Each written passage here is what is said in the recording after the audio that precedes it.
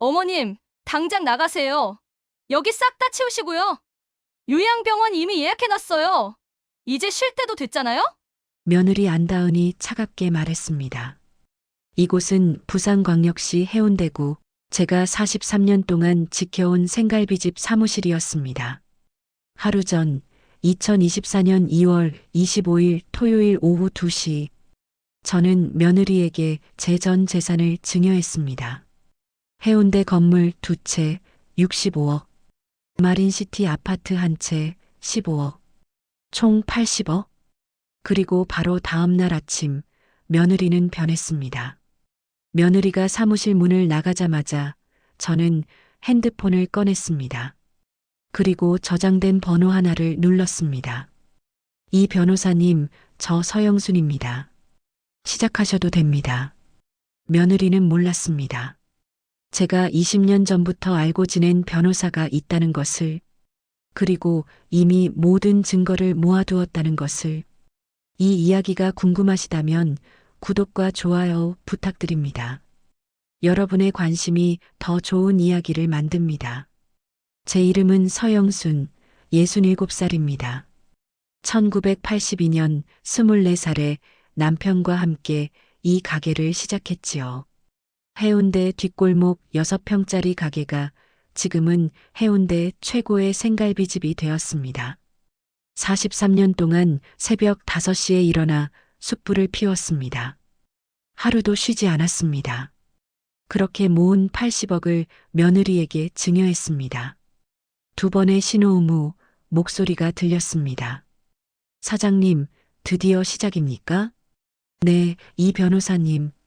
알겠습니다. 준비는 완료했습니다. 전화를 끊었습니다. 창밖을 보았습니다. 며느리가 에르메스 가방을 들고 주차장으로 걸어가고 있었습니다. 벤츠차에 올라탔습니다. 그리고 떠났습니다. 저는 창가에 서서 생각했습니다. 며느리는 알까요? 제가 6년 동안 모든 걸 지켜봤다는 것을. 시계를 보았습니다. 오전 10시 30분이었습니다. 2024년 2월 26일 일요일. 증여한 지 정확히 24시간 만이었습니다. 사무실 문이 열렸습니다. 박 주방장이 들어왔습니다. 55살, 이 가게에서 25년을 일한 주방장이었지요. 사장님, 며느리가 뭐라고 했습니까? 저는 대답했습니다. 예상대로입니다. 요양병원 보낸대요. 박 주방장이 주먹을 쥐었습니다. 이제 시작합니까? 네, 주방장님. 이제 시작입니다. 박 주방장은 고개를 끄덕였습니다. 사장님이 6년 동안 참으신 게 드디어 빛을 보겠네요. 6년. 2018년부터 시작된 긴 싸움이었습니다. 그때 저는 처음 알았습니다. 며느리의 본색을. 하지만 참았습니다. 증거를 모았습니다. 기다렸습니다. 그리고 드디어 결정적 순간이 왔습니다. 증여라는 미끼를 던졌고 며느리는 물었습니다. 이제 낚아올릴 시간이었습니다. 책상 서랍을 열었습니다. A사 용지 500장이 들어있는 파일이 있었습니다. 6년간 모은 증거였습니다. CCTV 영상 USB가 10개, 녹음 파일 CD가 20개, 통장 거래 내역이 300장, 카카오톡 캡처가 100장, 며느리가 6년 동안 저지른 모든 범죄의 증거였습니다. 매출 빼돌리기 25억, 수면제 투약 6개월, 치매 환자로 몰기 계획, 의사 매수 3천만 원, 모든 것이 여기 있었습니다. 박 주방장이 물었습니다. 사장님, 왜 진작 고소 안 하셨습니까? 6년이나 참으시면서. 저는 대답했습니다. 배은행이 증거가 필요했습니다. 증여를 하고 며느리가 배신하는 순간을 기다렸던 겁니다.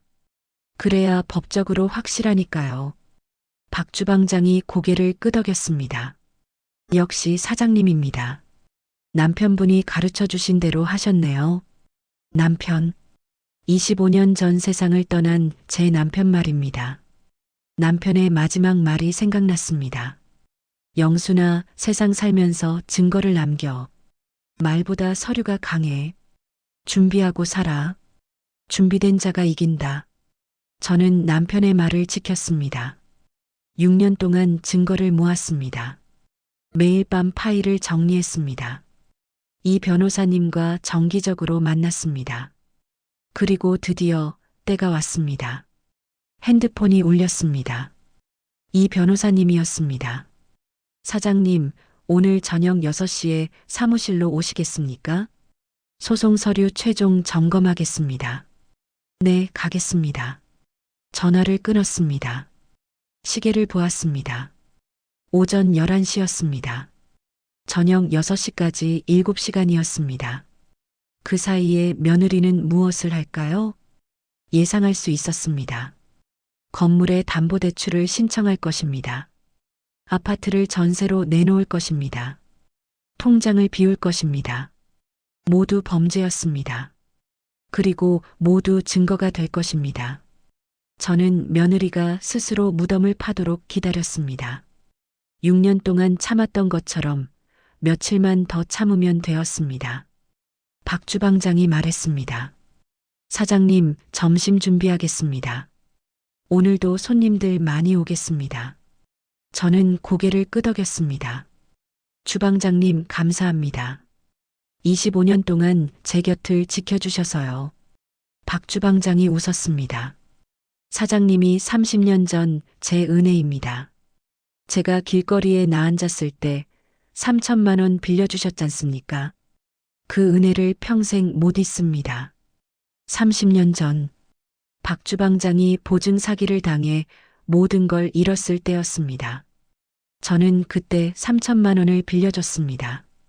천천히 갚아라. 일단 집부터 구해라. 박 주방장은 눈물을 흘렸습니다. 그리고 25년 동안 저와 함께 일했습니다. 은혜는 돌아온다는 걸 저는 알고 있었습니다. 이번에도 그럴 것입니다. 며느리가 뿌린 악행은 반드시 돌아올 것입니다. 저는 주방으로 향했습니다. 오늘도 숯불을 피워야 했습니다. 오늘도 손님을 맞아야 했습니다. 하지만 마음은 차분했습니다. 6년을 기다렸습니다. 이제 며칠만 더 기다리면 모든 게 끝날 것입니다. 정의는 늦지만 반드시 옵니다. 그리고 저는 준비되어 있었습니다. 저는 이미 알고 있었습니다.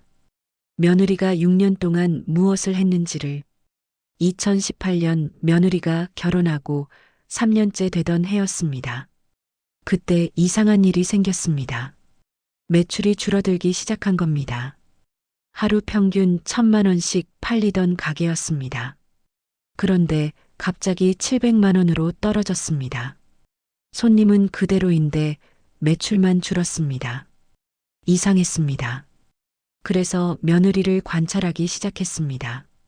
며느리는 매일 카운터에 앉아 계산을 했습니다. 손님들 계산을 받았습니다. 그런데 어느 날 이상한 걸 발견했습니다. 며느리가 현금 매출의 일부를 빼돌리고 있었던 겁니다. 카드 매출은 정상적으로 기록했습니다. 하지만 현금 매출 중 30%를 자기 가방에 넣었습니다. 저는 그 순간을 목격했습니다. 하지만 말하지 않았습니다. 대신 CCTV를 몰래 설치했습니다. 카운터 뒤쪽 며느리가 보지 못하는 곳에 초소형 카메라를 달았습니다. 그리고 6년 동안 녹화했습니다. 며느리가 돈을 빼돌리는 장면이 매일 찍혔습니다. 월 평균 350만 원씩, 6년이면 72개월, 총 25억 2천만 원. 모두 증거로 남았습니다. 하지만 그게 끝이 아니었습니다. 2023년 작년 여름이었습니다. 제가 갑자기 피곤해지기 시작했습니다. 아침에 일어나도 멍했습니다. 낮에도 졸렸습니다. 처음에는 나이 때문이라고 생각했습니다. 66살이면 그럴 수도 있다고요. 하지만 이상했습니다. 저녁을 먹고 나면 바로 잠이 쏟아졌습니다. 하루 이틀이 아니라 매일 그랬습니다. 그러던 어느 날 우연히 발견했습니다. 며느리가 제 국에 뭔가를 타는 걸 봤습니다. 급히 몸을 숨겼습니다. 며느리는 제가 못 본 줄 알았습니다. 다음 날 저는 국을 먹지 않았습니다. 그랬더니 멍한 증상이 사라졌습니다. 수면제였던 겁니다. 며느리가 6개월 동안 제 음식에 수면제를 탔던 겁니다. 저는 며느리 방을 조사했습니다. 서랍 깊숙한 곳에서 약봉지를 발견했습니다. 수면제 20정이 남아 있었습니다. 약봉지를 사진 찍었습니다. 그리고 조용히 제자리에 놓았습니다. 약국에 전화했습니다. 며느리가 수면제를 샀는지 확인해 주세요.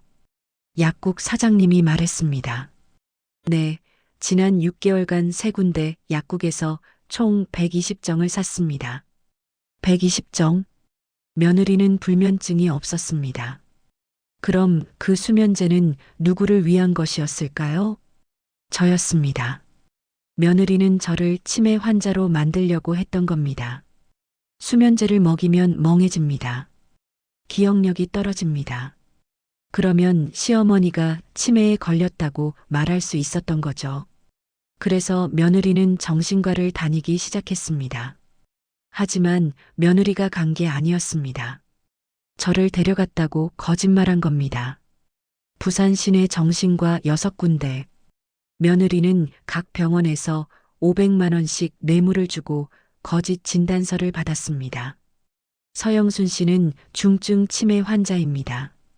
6장의 진단서, 총 3천만 원의 뇌물, 모두 증거로 남았습니다. 며느리는 카카오톡으로 친구에게 자랑했습니다. 언니, 시어머니한테 약 먹이니까 진짜 멍해져 키읔키읔. 야, 진짜 괜찮아? 무섭다. 괜찮아, 키읔키읔 조금씩만 타면 아무도 몰라. 저는 며느리 핸드폰을 몰래 확인했습니다. 카카오톡을 캡처했습니다. 모든 대화를 저장했습니다. 며느리는 또 다른 친구에게 이렇게 말했습니다. 드디어 증여 서류 다 끝났어. 축하해. 이제 뭐 할 거야? 당연히 바로 팔찌 키읔키읔 그리고 내일 시어머니 요양병원 강제 입원시킬 거야. 2024년 2월 20일 증여 닷새 전의 대화였습니다. 며느리는 이미 계획하고 있었던 겁니다. 증여받자마자 저를 요양병원에 보낼 계획을요. 저는 모든 걸 알고 있었습니다. 하지만 참았습니다. 왜냐하면 결정적 증거가 필요했으니까요. 배은행이 법적으로 증여를 취소하려면 배은행이를 증명해야 했습니다. 그래서 저는 증여를 했습니다. 80억을 며느리에게 넘겼습니다. 그리고 기다렸습니다. 며느리가 배신하는 순간을요. 2024년 2월 25일 토요일 오후 2시 해운대구청 공증인가 사무실에서 증여 서류에 도장을 찍었습니다. 며느리는 웃었습니다. 감사합니다, 어머님. 이제 편하게 쉬세요. 그 순간 저는 알았습니다. 며느리가 내일 배신할 것이라는 걸. 집에 돌아와서 이 변호사님께 전화했습니다. 변호사님, 증여했습니다. 내일 며느리가 배신할 겁니다. 준비하세요. 이 변호사님이 말했습니다. 알겠습니다, 사장님. 6년간 모은 증거로 완벽하게 이길 수 있습니다. 그날 밤 저는 잠을 이룰 수 없었습니다. 내일이면 며느리의 본색이 드러날 것이었습니다. 그리고 예상대로 다음 날 아침 10시 며느리가 사무실로 찾아와 말했습니다. 어머님, 이제 방 치우세요. 요양병원 이미 예약했어요. 24시간 만에 배신이었습니다. 하지만 저는 이미 준비되어 있었습니다. 며느리가 나가자마자 이 변호사님께 전화했습니다. 시작하셔도 됩니다. 그리고 며느리가 무엇을 했는지 지켜봤습니다. 2024년 2월 27일 월요일, 증여 이틀째, 며느리는 은행에 갔습니다. 그리고 해운대 건물 2채를 담보로 대출을 신청했습니다. 35억. 무단 담보대출이었습니다. 명의도용죄에 해당하는 범죄였습니다. 2024년 2월 28일 화요일, 증여 사흘째, 며느리는 마린시티 아파트를 전세로 내놓았습니다. 보증금 12억, 그리고 세입자를 구했습니다. 계약금 1억 2천만 원을 받았습니다. 이것도 사기죄였습니다. 며느리는 제가 아무것도 모를 거라고 생각했습니다. 하지만 저는 모든 걸 지켜보고 있었습니다. 박 주방장이 며느리를 미행했습니다. 은행 가는 것도 부동산 가는 것도 모두 사진으로 찍었습니다. 증거는 계속 쌓여갔습니다. 매출 빼돌리기 25억, 수면제 투약 6개월, 거짓 진단서 6장, 무단 담보대출 35억, 전세 사기 12억, 총 72억의 범죄였습니다. 며느리는 자기가 완벽하다고 생각했을 겁니다. 하지만 틀렸습니다. 저는 6년 동안 준비했습니다. 남편이 가르쳐 준 대로요. 증거를 남겨라. 말보다 서류가 강하다. 준비하고 살아라. 이제 며느리를 법정으로 끌고 갈 시간이었습니다. 남편을 처음 만난 건 1978년 제가 20살 때였습니다. 부산 자갈치 시장 골목이었습니다. 남편은 그곳에서 생선을 팔고 있었습니다. 22살, 키가 크고 웃는 얼굴이 따뜻한 사람이었습니다. 아가씨, 오늘 고등어 싱싱해요. 하나 사가세요. 남편의 목소리가 시장 전체에 울려 퍼졌습니다. 저는 그 목소리에 이끌려 가게 앞에 섰습니다. 얼마예요? 2,000원이요. 근데 아가씨한테는 1,500원에 드릴게요. 남편이 웃었습니다. 저도 웃었습니다. 그렇게 우리는 만났습니다. 다음 날도 그 다음 날도 저는 시장에 갔습니다. 남편은 매일 저를 기다렸습니다. 오늘도 오셨네요. 오늘은 뭐 사실래요? 한 달 후 남편이 저에게 말했습니다. 영순 씨, 저는 고아예요. 고아원에서 자랐어요. 부모님 얼굴도 몰라요. 남편의 목소리가 떨렸습니다. 그래서 더 열심히 살 거예요. 제가 만드는 가정은 따뜻한 가정이 될 거예요. 아이들이 배고프지 않고 사랑받는 가정이요. 저는 남편의 손을 잡았습니다. 저도 함께 할게요. 1979년 봄, 우리는 결혼했습니다. 작은 결혼식이었습니다. 하객도 적었습니다. 하지만 행복했습니다. 신혼집은 해운대 뒷골목 반지하 월세방이었습니다. 3평짜리 방 하나에 부엌이 딸린 곳이었습니다. 월세가 3만 원이었습니다. 남편은 매일 새벽 4시에 일어났습니다. 자갈치 시장에 가서 생선을 사왔습니다. 그리고 아침 6시부터 저녁 8시까지 팔았습니다. 하루벌이가 10,000원이었습니다. 한 달 30만 원. 그걸로 우리는 살았습니다. 1980년 아들이 태어났습니다. 작은 아기였습니다. 울음소리가 컸습니다. 남편이 아기를 안고 울었습니다. 영순아, 우리 아들이야. 우리 가족이 생긴 거야. 남편은 그날부터 더 열심히 일했습니다. 하루벌이를 2만 원으로 늘렸습니다. 하지만 생선 장사만으로는 부족했습니다. 1982년 어느 날 남편이 말했습니다. 영순아, 나 고기 장사 해볼까 해. 생선은 한계가 있어. 고기는 다를 것 같아. 저는 물었습니다. 무슨 고기요? 생갈비. 부산 사람들 고기 좋아하잖아. 생갈비 전문으로 하면 잘 될 것 같아. 남편의 눈이 빛났습니다. 근데 돈이 없어요. 저는 우리 통장을 확인했습니다. 300만 원이 전부였습니다. 3년 동안 모은 돈이었습니다. 이걸로 시작해요. 남편이 말했습니다. 이 돈으로 어떻게 해요? 월세방 전세금 500만 원 빼서 쓰자. 그럼 800만 원이야. 그걸로 시작하는 거야. 저는 망설였습니다. 전세금 빼면 우리 살 곳이 없어요. 남편이 제 손을 잡았습니다. 가게 2층에서 살면 돼. 처음엔 힘들어도 나중엔 잘 될 거야. 영순아, 나 믿어줘. 저는 남편을 믿었습니다. 1982년 3월, 우리는 해운대 뒷골목 6평짜리 가게를 얻었습니다. 보증금 300만 원, 월세 10만 원이었습니다. 남은 500만 원으로 주방 기구를 샀습니다. 숯불화로, 환풍기, 냉장고, 테이블 4개. 전부였습니다. 간판도 못 달았습니다. 돈이 없어서요. 그래서 남편이 직접 나무판에 글씨를 썼습니다. 해운대 생갈비. 서툰 글씨였습니다.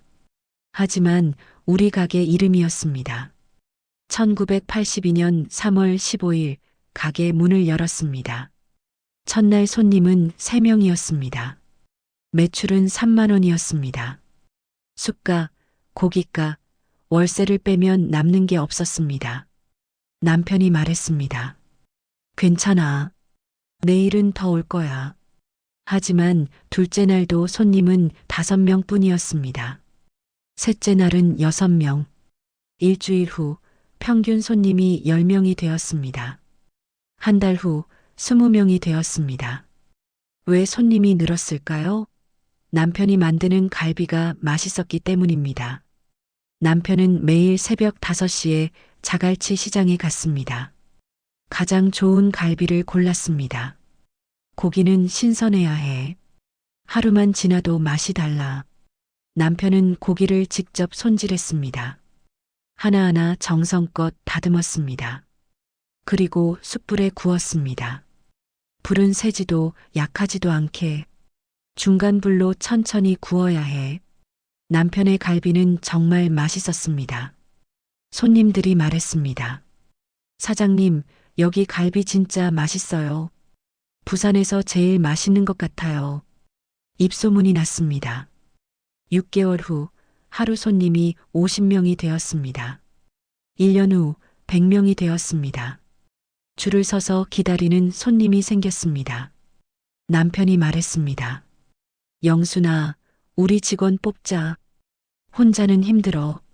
1983년 봄, 우리는 첫 직원을 뽑았습니다. 박철수, 25살 요리를 배우고 싶다는 청년이었습니다. 사장님, 제가 열심히 하겠습니다. 박철수는 정말 열심히 했습니다. 아침 5시에 출근해서 밤 11시에 퇴근했습니다. 남편은 박철수에게 모든 걸 가르쳤습니다. 주방장, 고기는 이렇게 손질하는 거야. 불은 이렇게 조절하고, 손님한테는 언제나 웃으면서 대해. 박철수는 3년 만에 주방장이 되었습니다. 그리고 30년이 지난 지금까지 우리 가게를 지키고 있습니다. 1985년 가게가 너무 작아졌습니다. 손님이 너무 많아서 자리가 부족했습니다. 남편이 말했습니다. 영순아, 옆 가게 비었어. 거기 임대해서 확장하자. 우리는 6평에서 20평으로 확장했습니다. 테이블을 10개로 늘렸습니다. 직원도 5명으로 늘렸습니다. 하루 손님이 200명이 되었습니다. 매출이 하루 300만 원이 되었습니다. 1990년 우리는 드디어 건물을 샀습니다. 해운대 중심가 50평짜리 건물이었습니다. 가격이 3억 원이었습니다. 대출을 2억 원 받았습니다. 10년 동안 갚기로 했습니다. 남편이 말했습니다. 영순아, 우리 드디어 건물주가 됐어. 월세 안 내도 돼. 남편이 울었습니다. 행복의 눈물이었습니다. 저도 울었습니다. 8년 동안 꿈꿔온 일이었으니까요. 1995년 대출을 다 갚았습니다. 5년 만에 2억 원을 갚은 겁니다.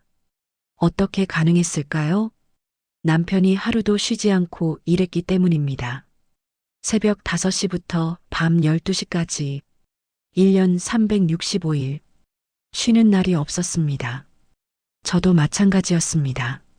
우리는 함께 일했습니다. 함께 꿈을 이뤘습니다. 1998년 남편이 말했습니다. 영순아, 나 하고 싶은 게 있어. 뭔데요? 독거노인들한테 갈비 나눠주고 싶어. 저는 놀랐습니다. 왜요? 남편이 대답했습니다. 나 고아원 출신이잖아. 어릴 때 배고팠어. 명절 때 다른 애들은 집에 가는데 나는 갈 곳이 없었어. 그때 고기 냄새 맡으면 너무 먹고 싶었어. 남편의 목소리가 떨렸습니다. 그래서 내가 번 돈으로 배고픈 사람들한테 고기 나눠주고 싶어.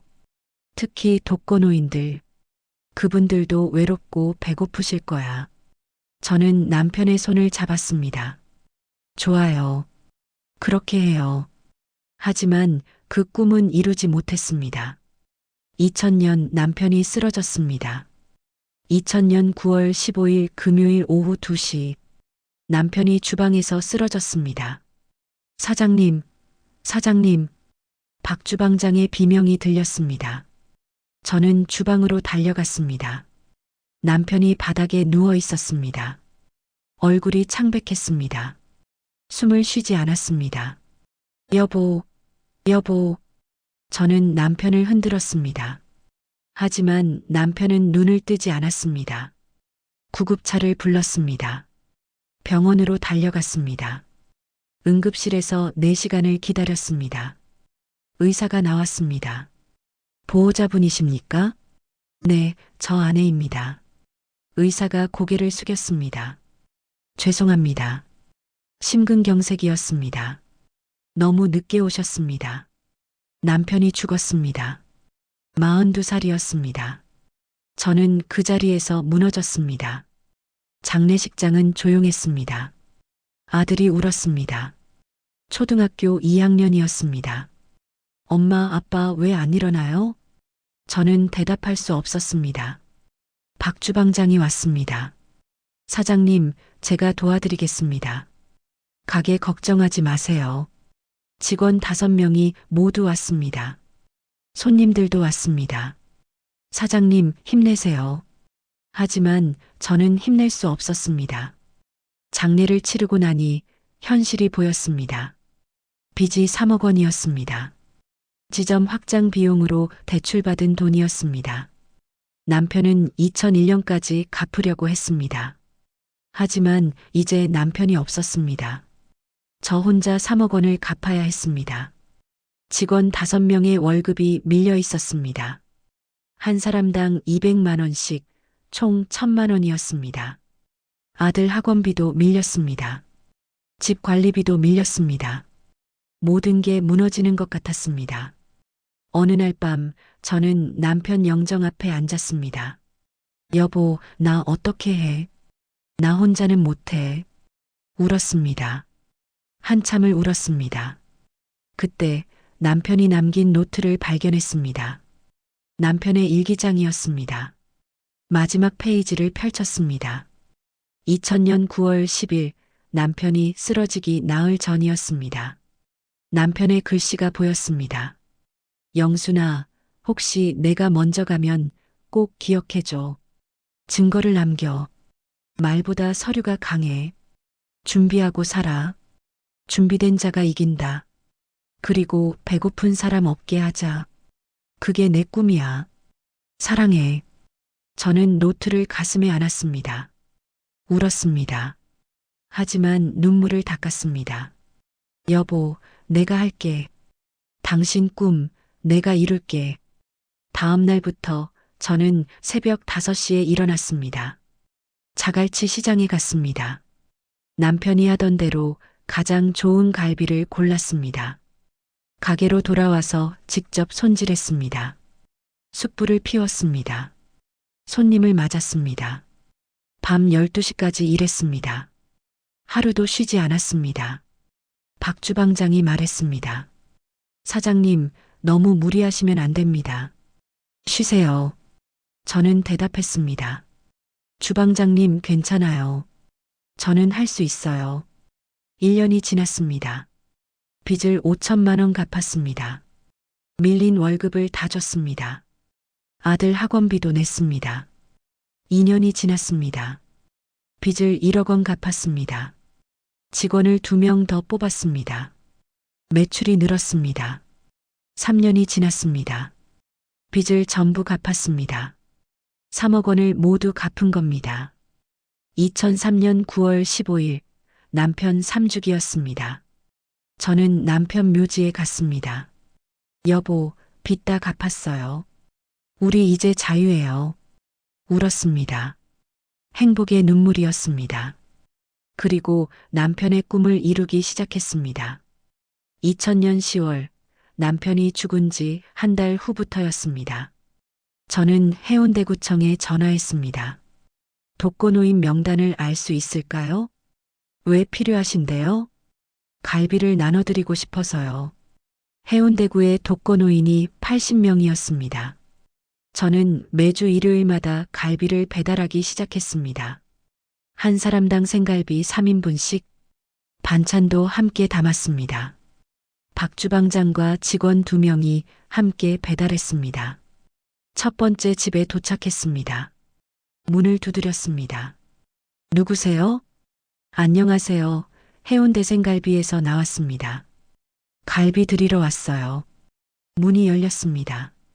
80대 할머니가 서 계셨습니다. 갈비요? 왜요?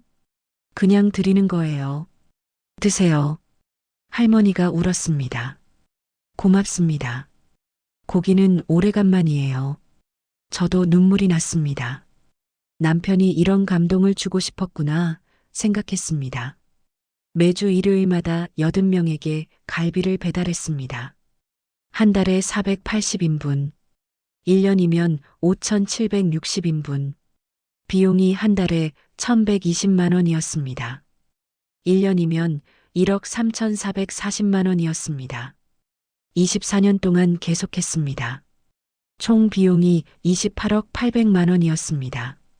많은 돈이었습니다. 하지만 후회하지 않았습니다. 남편의 꿈이었으니까요. 수혜자 중 한 분이 김순자 할머니였습니다. 83세, 혼자 사시는 분이었습니다. 할머니가 매주 저를 기다렸습니다. 사장님, 또 오셨네요. 고마워요. 할머니, 맛있게 드세요. 사장님 덕분에 살아요. 일요일이 제일 기다려져요. 할머니의 말이 저를 울렸습니다. 2005년 어느 날 가게에 손님이 왔습니다. 변호사였습니다. 안녕하세요. 저는 이경호 변호사입니다. 네, 어서 오세요. 이 변호사님은 갈비를 주문했습니다. 그리고 맛있게 드셨습니다. 사장님, 갈비 정말 맛있습니다. 자주 올게요.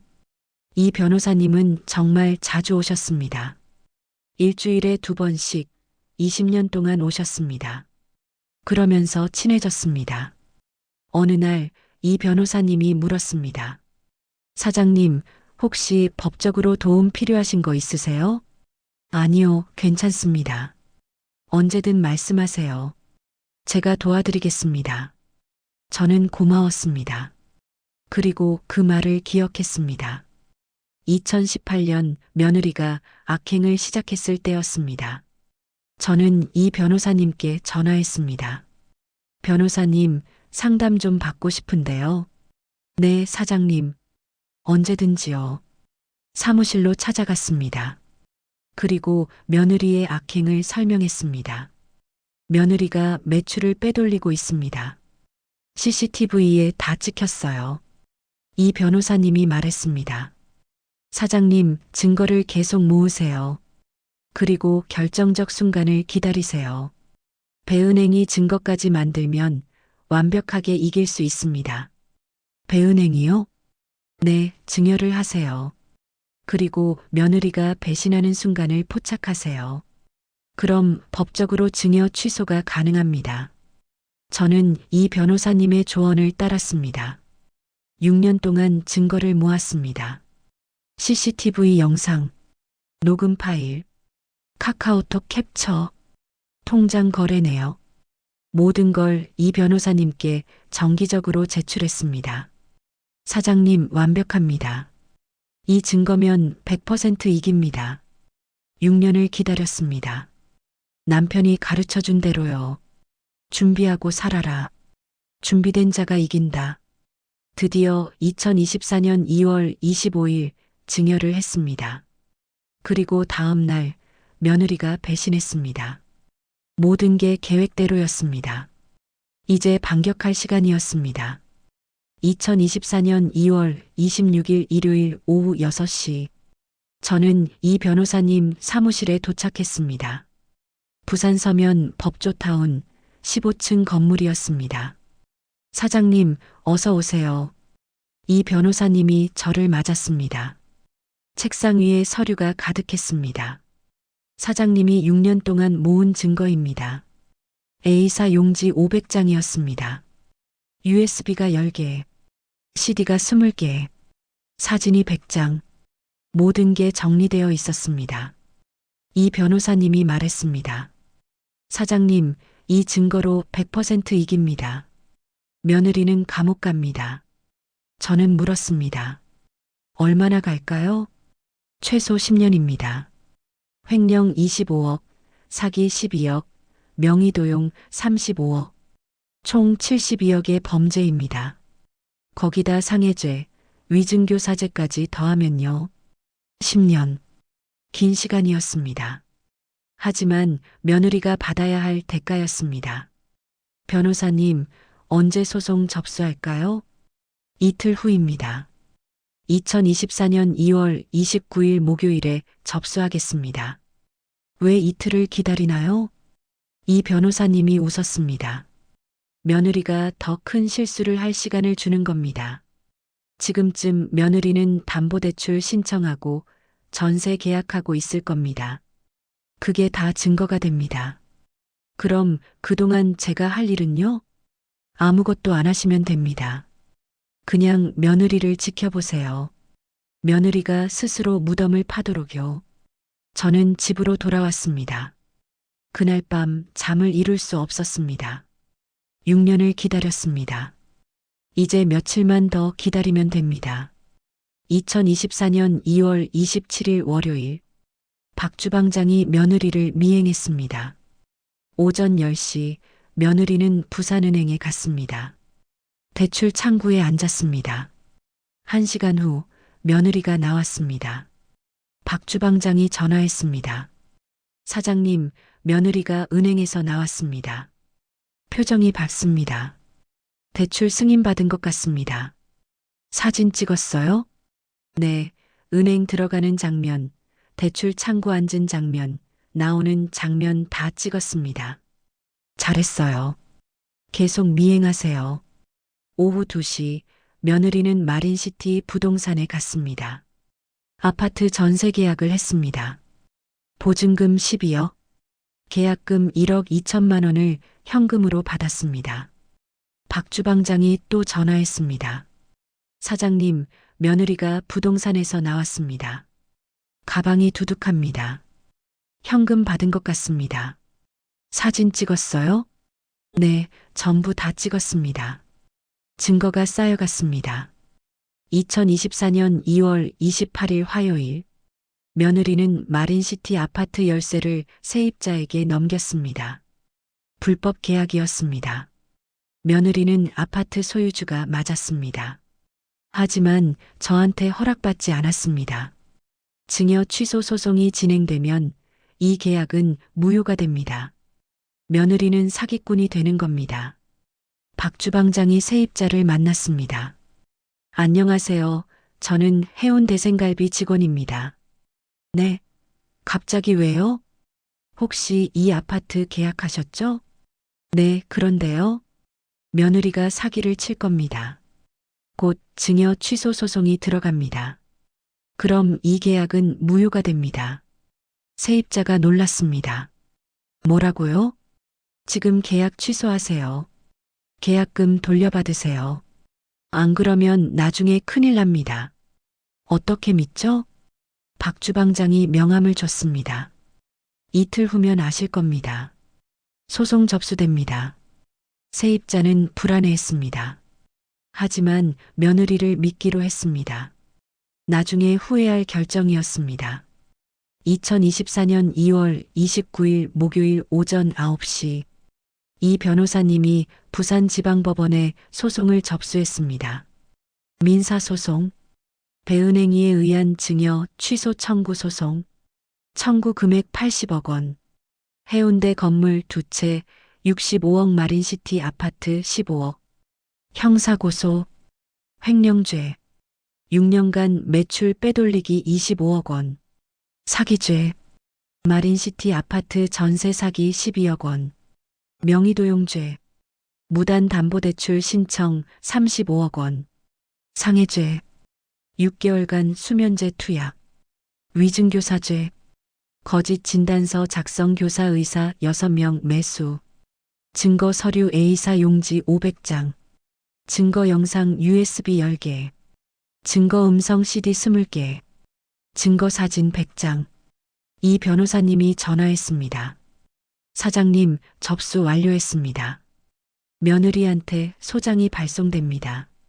며느리가 언제 받을까요? 내일 받을 겁니다. 저는 기다렸습니다. 2024년 3월 1일 금요일 오전 10시 며느리한테 소장이 배달되었습니다. 며느리가 전화했습니다. 어머님, 이게 무슨 짓이에요? 며느리의 목소리가 떨렸습니다. 저는 차갑게 대답했습니다. 며느리, 법정에서 봅시다. 전화를 끊었습니다. 며느리가 다시 전화했습니다. 받지 않았습니다. 10통의 부재중 전화가 왔습니다. 무시했습니다.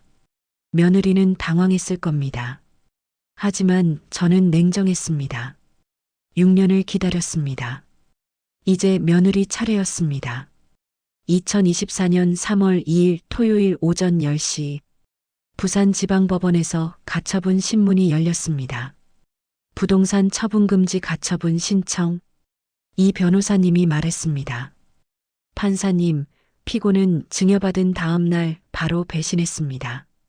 그리고 무단담보대출 35억, 전세 사기 12억을 저질렀습니다. 부동산을 처분하지 못하도록 가처분을 내려주십시오. 판사가 며느리 측 변호사를 받습니다. 피고 측 반론 있습니까? 며느리 측 변호사가 말했습니다. 증여는 적법하게 이루어졌습니다. 원고의 일방적 주장입니다. 이 변호사님이 증거를 제출했습니다. CCTV 영상 USB, 며느리가 요양병원 예약하는 통화 녹음, 카카오톡 대화 캡처. 판사가 증거를 확인했습니다. 10분 후 판사가 말했습니다. 가처분을 인용합니다. 피고는 해운대 건물 2채와 마린시티 아파트를 처분할 수 없습니다. 며느리가 소리쳤습니다. 말도 안 돼요. 판사가 말했습니다. 조용히 하십시오. 며느리는 법정에서 끌려나갔습니다. 저는 가처분 결정문을 받았습니다. 첫 번째 승리였습니다. 며느리는 이제 건물도 아파트도 팔 수 없었습니다. 담보대출도 막혔습니다. 며느리는 궁지에 몰렸습니다. 하지만 며느리는 포기하지 않았습니다. 2024년 3월 7일 목요일, 며느리가 역공격을 시작했습니다. 무고죄 역고소.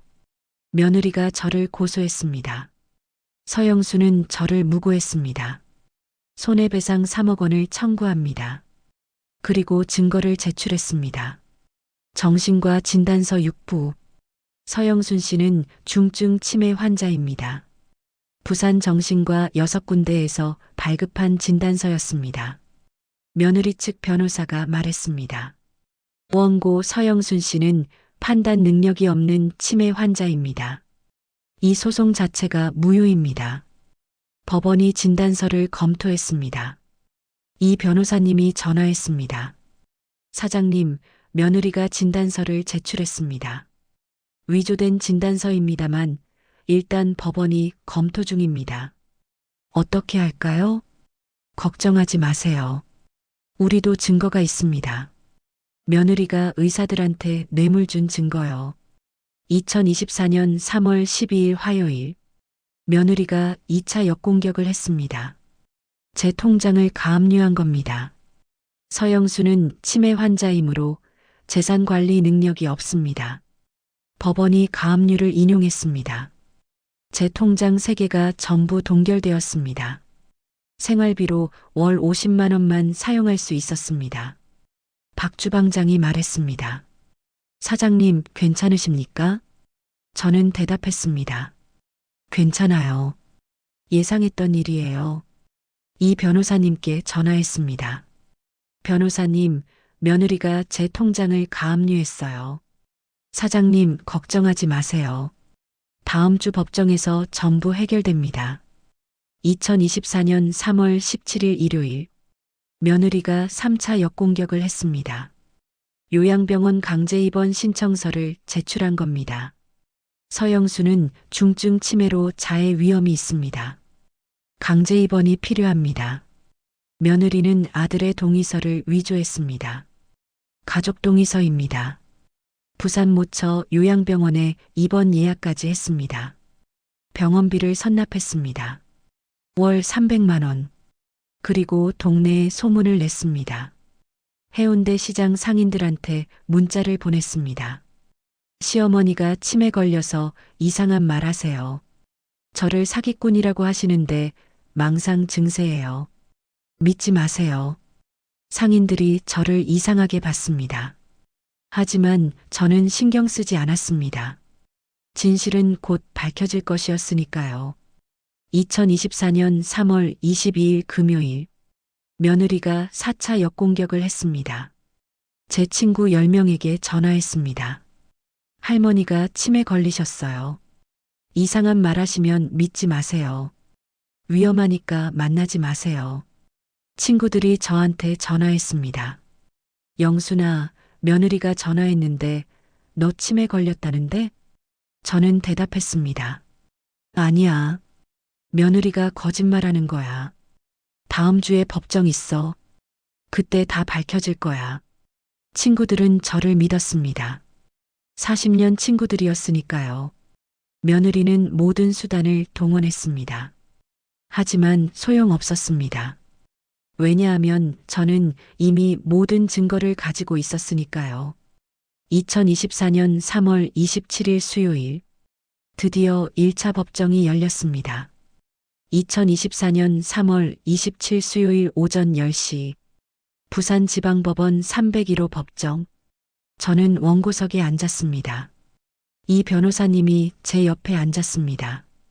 피고석에 며느리가 앉았습니다. 며느리 측 변호사가 옆에 앉았습니다. 방청석이 가득 찼습니다. 기자들도 왔습니다. 판사가 입장했습니다. 일어서십시오. 모두 일어섰습니다. 판사가 앉았습니다.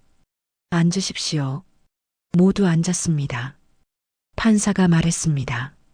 배은행이 증여 취소 청구 사건입니다. 피고 측 증인 신문부터 시작하겠습니다. 며느리 측 변호사가 일어섰습니다. 판사님, 증인 6명을 신청했습니다. 증인들을 들어오게 하십시오. 법정 문이 열렸습니다. 의사 6명이 들어왔습니다. 부산 어정신과 의사, 부산 비신경과 의사, 해운대 시정신건강의학과 의사, 부산 디치매센터 의사, 해운대 이유양병원 의사, 부산 F종합병원 신경과 의사. 전원 하얀 가운을 입었습니다. 권위 있어 보였습니다. 며느리 측 변호사가 물었습니다. 증인들께 묻겠습니다. 원고 서영순 씨를 진료하셨습니까? 6명 전원이 대답했습니다.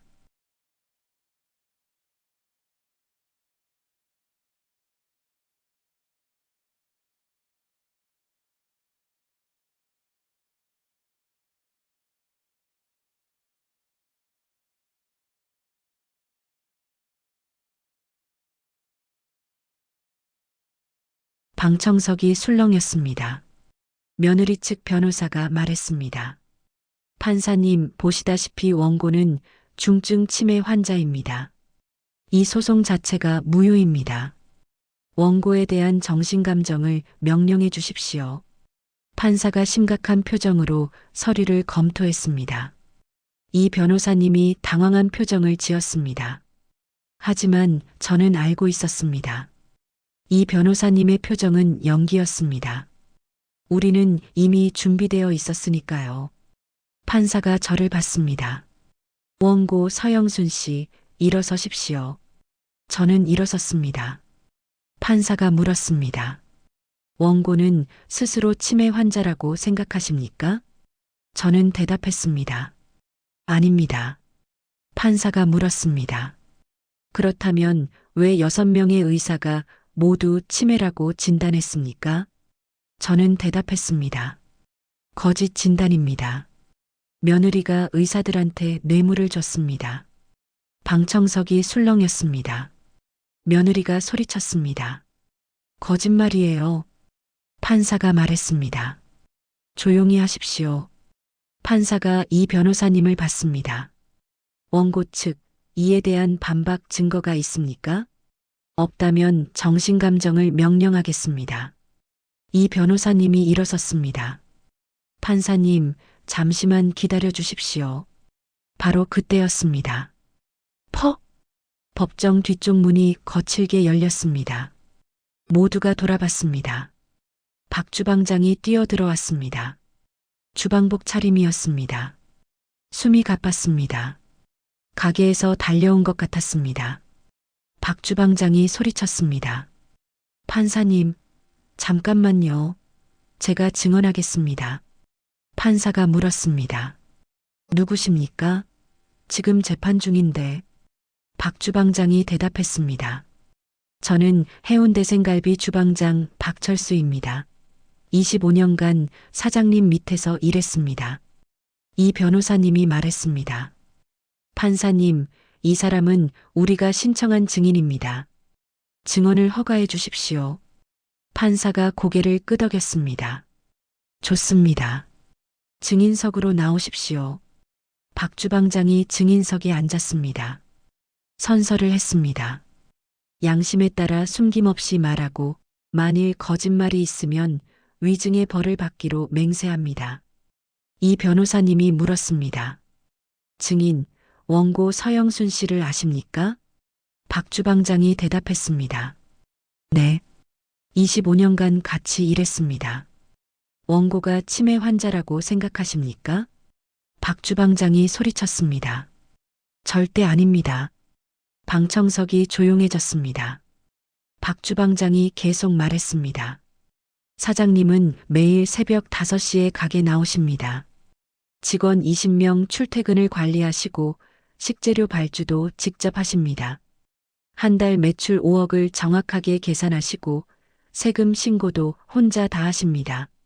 치매 환자가 어떻게 그런 일을 합니까? 이 변호사님이 물었습니다. 증인, 혹시 더 구체적인 예를 들어주실 수 있습니까? 박 주방장이 대답했습니다. 지난주에도 사장님이 저한테 말씀하셨습니다.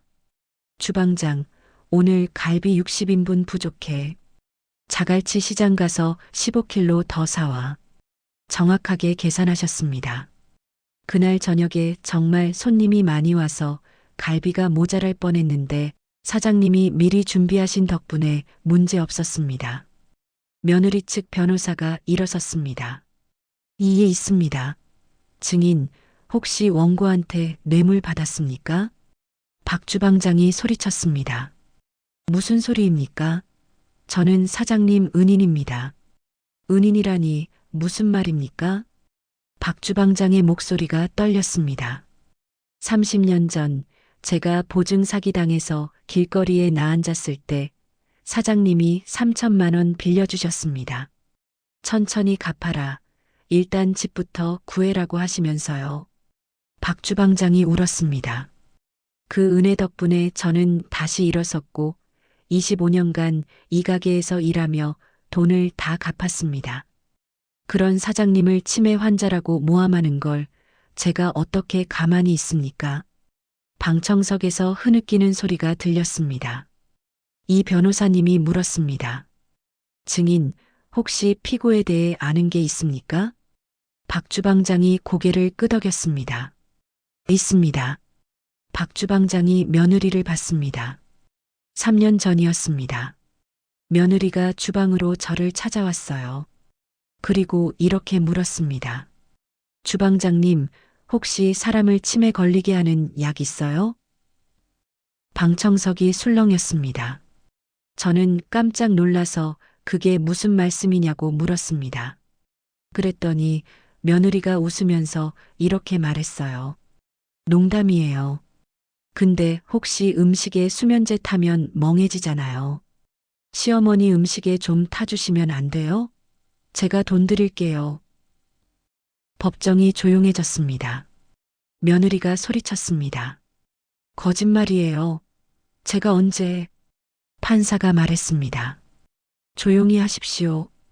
이 변호사님이 말했습니다. 판사님, 증거를 제출하겠습니다. 이 변호사님이 USB를 꺼냈습니다. 증거 1번, 녹음 파일입니다. 법정 스피커에서 소리가 흘러나왔습니다. 2023년 6월, 며느리 대학 동창회. 부산 모처 레스토랑. 며느리 목소리였습니다. 야, 너희 알아? 우리 시어머니 진짜 부자야. 해운대 건물 2채에 마린시티 아파트까지 총 100억은 될 거야. 친구 목소리 진짜? 대박이다.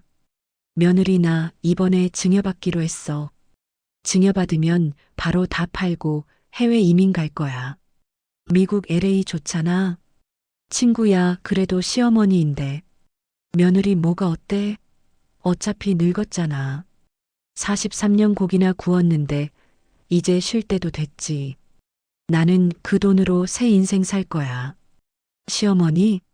키읔키읔키읔 요양병원 보내면 돼. 월 300만 원이면 되는데 뭐. 녹음이 끝났습니다. 방청석이 충격에 휩싸였습니다. 며느리가 울었습니다. 이 변호사님이 말했습니다. 판사님, 증거 2번, 수면제 구매 내역입니다. 서류를 제출했습니다. 부산 해운대구 어약국 40정 구매. 부산 해운대구 비약국 40정 구매. 부산 수영구 시약국 40정 구매. 구매 기간 2023년 8월부터 2024년 1월까지 6개월. 총 120정. 이 변호사님이 말했습니다. 판사님, 피고는 불면증이 없습니다. 이 수면제를 누구에게 사용했겠습니까? 판사가 며느리를 봤습니다. 며느리는 대답하지 못했습니다. 이 변호사님이 말했습니다. 판사님, 증거 3번 카카오톡 대화입니다. 화면이 공개되었습니다. 2024년 1월 15일. 며느리 언니 시어머니한테 약 먹이니까 진짜 멍해져 키읔키읔. 친구야 진짜 괜찮아? 무섭다. 며느리 괜찮아 키읔키읔 조금씩만 타면 아무도 몰라. 2024년 2월 20일. 며느리 드디어 증여 서류 다 끝났어. 친구 축하해. 이제 뭐 할 거야? 며느리 당연히 바로 팔지 키읔키읔. 그리고 내일 시어머니 요양병원 강제 입원시킬 거야. 법정이 아수라장이 되었습니다. 며느리가 소리쳤습니다. 아니에요. 저 핸드폰 해킹당했어요. 판사가 말했습니다. 증거 감정 결과 조작 흔적 없음으로 확인됐습니다. 이 변호사님이 말했습니다. 판사님, 마지막 증거입니다. 증거 4번, 의사 매수 증거입니다. 은행 거래 내역을 제출했습니다. 2024년 3월 1일 어정신과 의사 계좌 500만 원. 송금 메모 진단서 감사합니다. 2024년 3월 2일 비신경과 의사 계좌 500만 원. 2024년 3월 3일 시정신건강의학과 의사 계좌 500만 원. 2024년 3월 4일 디치메센터 의사 계좌 500만 원. 2024년 3월 5일 이호 양병원 의사 계좌 500만 원. 2024년 3월 6일 F종합병원 의사 계좌 500만 원. 총 3천만 원. 판사가 의사 6명을 받습니다. 증인으로 나온 의사 6명. 이 송금 내역 확인하십시오. 본인 계좌 맞습니까? 의사들이 침묵했습니다. 판사가 소리쳤습니다. 답변하십시오. 어정신과 의사가 고개를 숙였습니다. 죄송합니다. 맞습니다. 다른 의사들도 모두 고개를 숙였습니다. 죄송합니다. 판사가 망치를 쳤습니다. 탕, 탕, 탕. 증인들은 위증죄로 고발됩니다. 오늘 신문은 여기까지입니다. 다음 주 수요일에 판결 선고하겠습니다. 패정? 법정이 끝났습니다.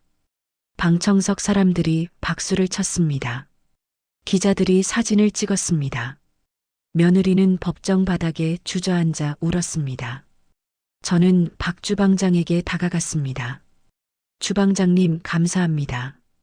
박 주방장이 웃었습니다. 사장님, 30년 전 은혜를 조금 갚았습니다. 저는 박 주방장의 손을 잡았습니다. 주방장님 덕분에 이길 수 있었어요.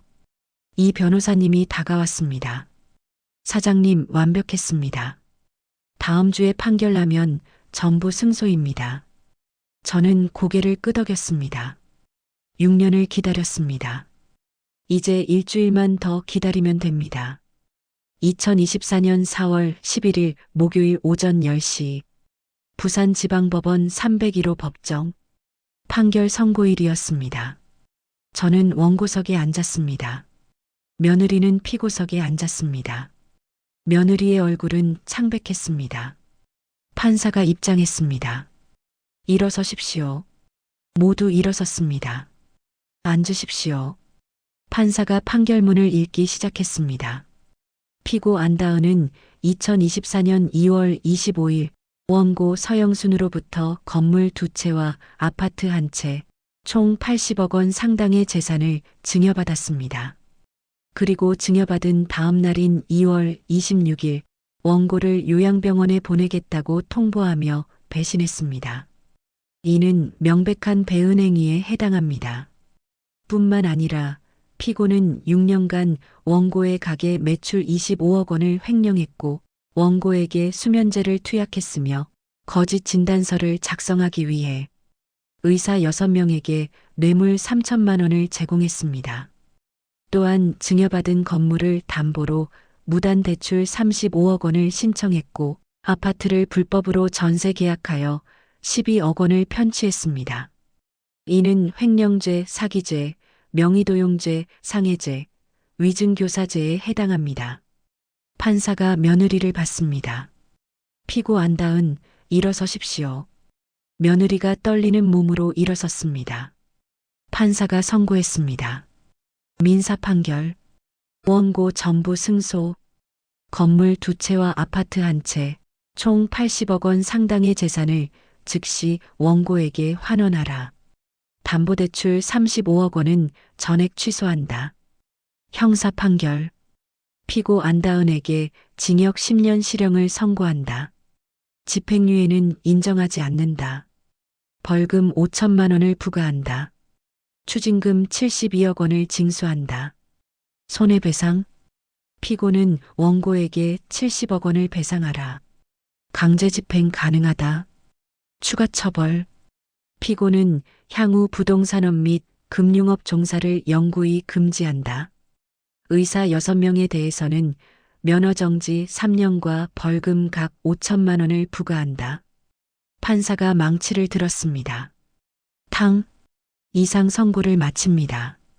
판결이 끝났습니다. 며느리가 법정 바닥에 쓰러졌습니다. 억울해요. 제가 뭘 잘못했어요. 법정 경위가 며느리를 일으켰습니다. 피고, 퇴정하십시오. 며느리는 울면서 끌려나갔습니다. 방청석에서 박수가 터졌습니다. 저는 자리에 앉아 눈물을 흘렸습니다. 6년의 싸움이 끝났습니다. 이 변호사님이 제 어깨를 두두제 시도레컴 계속렸습니다. 사장님 축하드립니다. 완벽한 승리입니다. 저는 고개를 끄덕였습니다. 변호사님 덕분입니다. 아닙니다. 사장님이 6년 동안 증거를 모으신 덕분입니다. 며느리는 항소를 포기했습니다. 며느리 측 변호사도 승산 없다며 손을 뗐습니다. 증거가 너무 명확했습니다. 2024년 4월 15일 월요일, 며느리는 서울구치소에 수감되었습니다. 그리고 청주여자교도소로 이송되었습니다. 형기 10년. 며느리는 2034년까지 감옥에 있어야 했습니다. 며느리의 가족도 무너졌습니다. 제 아들, 며느리의 남편은 즉시 이혼 소송을 제기했습니다. 어머니, 저도 몰랐습니다. 죄송합니다. 아들이 법정에서 증언했습니다. 저는 아내가 그런 짓을 하는 줄 몰랐습니다. 어머니께 용서를 구합니다. 이혼은 3개월 만에 확정되었습니다. 2024년 6월, 며느리의 친정도 무너졌습니다. 며느리 아버지가 운영하던 부동산 중개업소가 문을 닫았습니다. 부산 해운대 지역사회에서 완전히 외면당했습니다. 사기꾼 딸을 둔 집안이라는 낙인이 찍혔습니다. 며느리 부모는 경남 시골로 이사했습니다. 숨어 살기 시작했습니다. 여론도 폭발했습니다. 2024년 5월 7일 화요일 밤 10시 MBC PD수첩에서 특집 방송이 나갔습니다. 며느리의 배신, 할머니의 대역전. 시청률 18.2%였습니다. 방송에서 모든 게 공개되었습니다. 6년간의 횡령, 수면제 투약, 의사 매수, 박 주방장의 증언, 법정 녹음 파일, 전국이 충격에 빠졌습니다.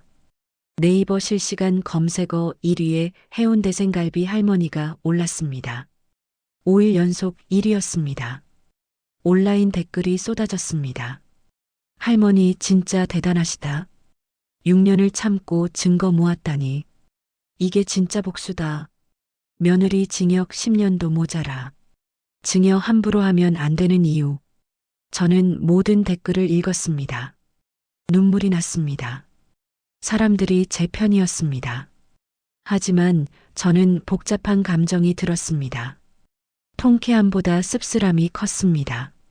며느리는 34살이었습니다. 아직 젊었습니다. 10년 후 44살에 나올 것입니다. 그때 며느리는 무엇을 할까요? 후회할까요? 아니면 여전히 원망할까요? 저는 알 수 없었습니다. 어느 날 밤 저는 남편 묘지를 찾았습니다. 여보, 이겼어요. 며느리가 감옥 갔어요.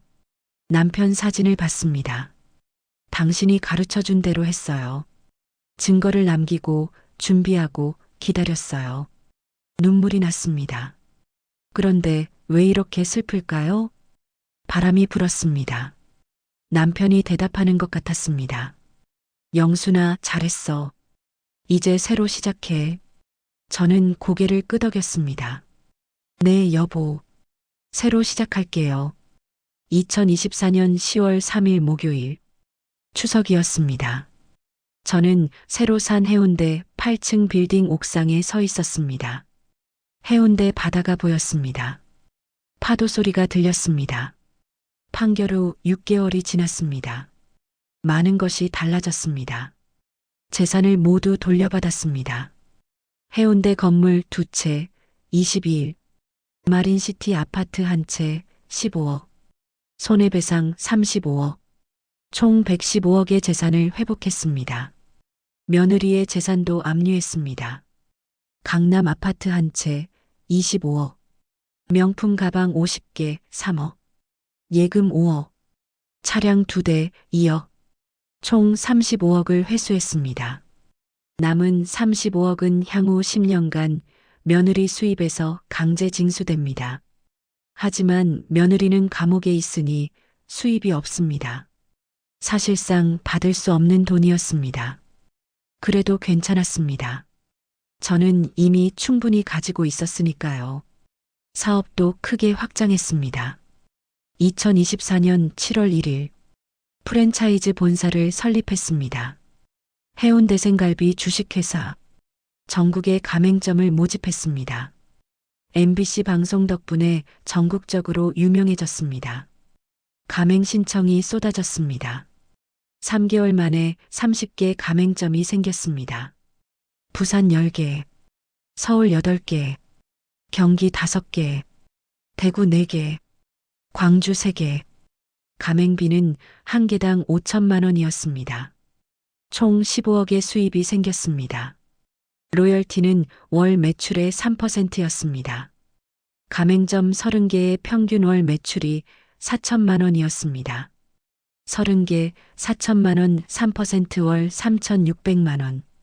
연간 42억 3,600만 원의 로열티 수입이었습니다. 2024년 9월 15일 저는 해운대 해변로에 8층 빌딩을 샀습니다.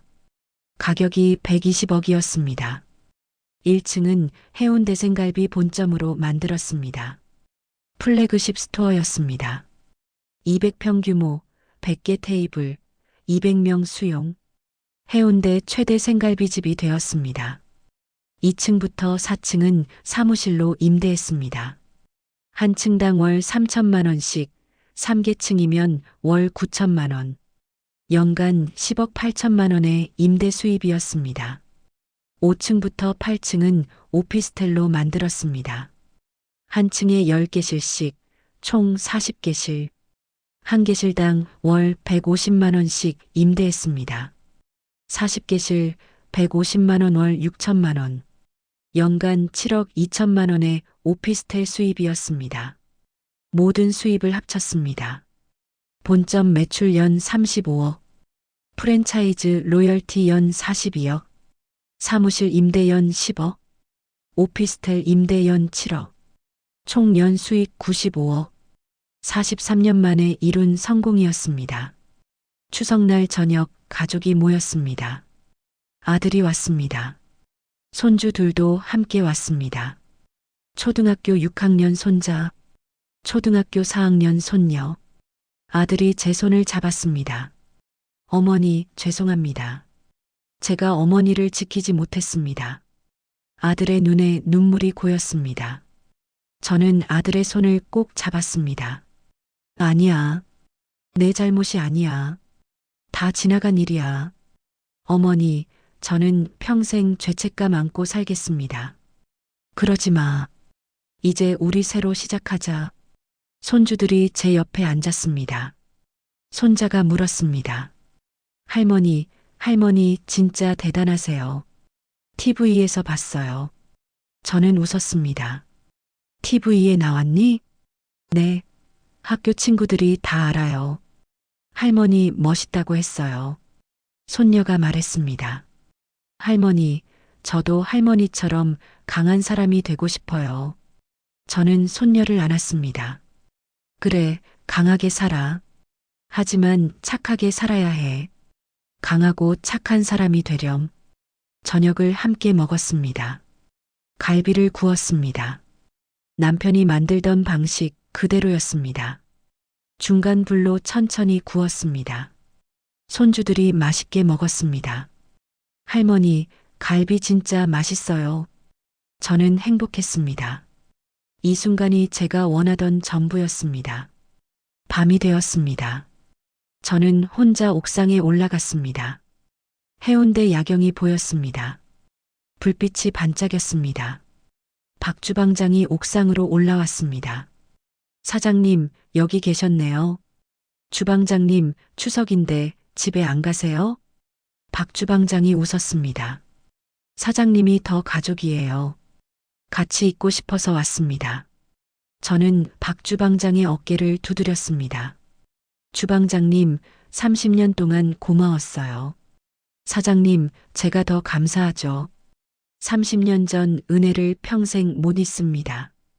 우리는 함께 야경을 봤습니다. 박 주방장이 물었습니다. 사장님, 이제 행복하십니까? 저는 고개를 끄덕였습니다. 네, 행복해요. 힘들었지만 이겼어요. 사장님이 대단하십니다. 6년을 참으시고 증거를 모으시고 이기셨잖아요. 저는 하늘을 봤습니다. 별이 빛나고 있었습니다. 남편이 가르쳐 줬어요. 증거를 남기고 준비하고 기다리라고요. 남편분이 자랑스러워 하실 겁니다. 저는 눈물이 났습니다. 그러면 좋겠어요. 다음 날 저는 남편 묘지를 찾았습니다. 추석이니까요. 묘지 앞에 음식을 차렸습니다. 갈비도 구워왔습니다. 남편이 가장 좋아하던 음식이었습니다. 절을 했습니다. 그리고 말했습니다. 여보, 우리 이겼어요. 당신이 가르쳐 준 대로 했어요. 바람이 불었습니다. 6년 동안 증거 모았어요. 준비했어요. 기다렸어요. 남편 사진을 봤습니다. 그리고 당신 꿈도 이뤘어요. 독거노인분들께 24년 동안 갈비 드렸어요. 이제 100명으로 늘렸어요. 눈물이 흘렀습니다. 여보, 우리 잘 살았죠? 남편이 대답하는 것 같았습니다. 영순아, 잘했어. 정말 잘했어. 저는 일어섰습니다. 묘지를 나왔습니다. 해가 밝게 빛나고 있었습니다. 새로운 날이었습니다. 저는 가게로 향했습니다. 새벽 5시였습니다. 43년 동안 해온 대로 오늘도 일을 시작할 시간이었습니다. 하지만 이제는 달랐습니다. 예전에는 빚 때문에 일했습니다. 이제는 사랑 때문에 일합니다. 독거노인분들을 위해, 손주들을 위해, 저를 믿어준 사람들을 위해 가게 문을 열었습니다. 해운대 생갈비, 간판이 빛났습니다. 43년 전 남편이 나무판에 쓴 이름이었습니다. 이제는 전국에 30개 지점이 있는 브랜드가 되었습니다. 저는 주방으로 들어갔습니다. 숯불을 피웠습니다. 갈비를 손질했습니다. 남편이 가르쳐 준 방식 그대로였습니다. 오늘도 손님들이 올 것입니다. 오늘도 맛있는 갈비를 대접할 것입니다. 오늘도 일요일이면 독거노인 분들께 갈비를 배달할 것입니다. 그게 제 삶입니다. 67살에 새로 시작했습니다. 43년 준비했고 6년을 싸웠고 이제는 천국입니다. 정의는 준비하는 자의 것입니다.